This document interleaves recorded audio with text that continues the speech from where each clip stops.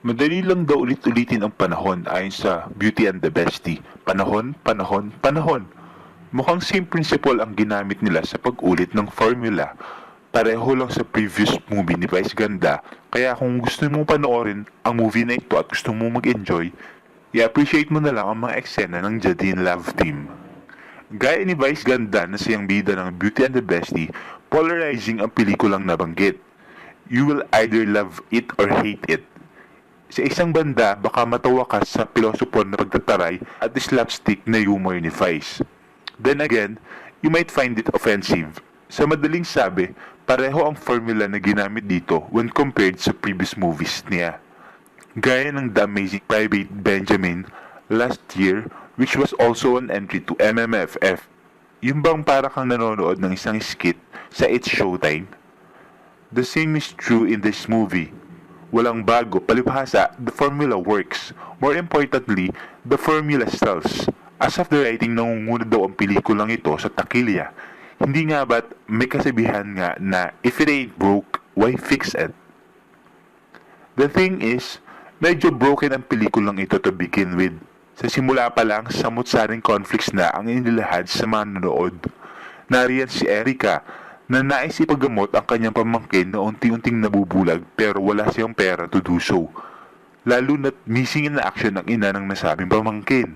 An opportunity was presented to her by her ex-friend na si Eman, with whom she has unresolved issues with.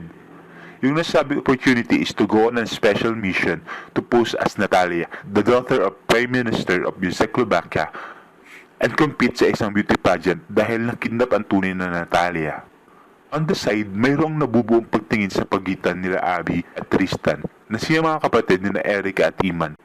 Sa dami ng issues, hindi lahat nakakuha ng proper resolutions. Masasabi ng relationships nila Erica at Iman ang pinakamalaking issue dito that unfortunately goes into the unresolved category. Supposedly, nagkaroon sila ng falling out as best friends nang malaman ni Iman na in love pala si Erica sa kanya.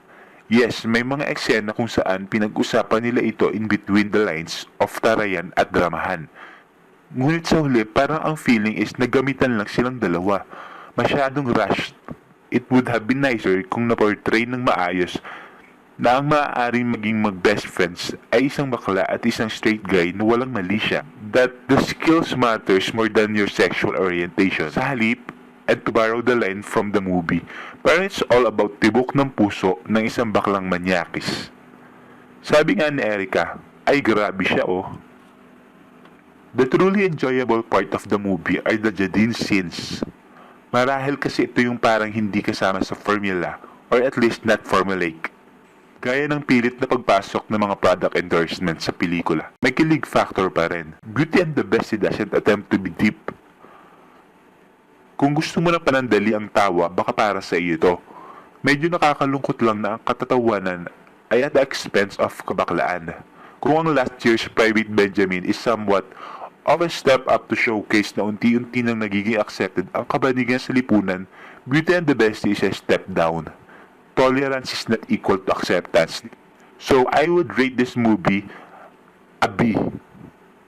Okay guys, thank you for watching, and kayo, ano ang pinakagusto nyong movie ni Vice Ganda sa MMFF?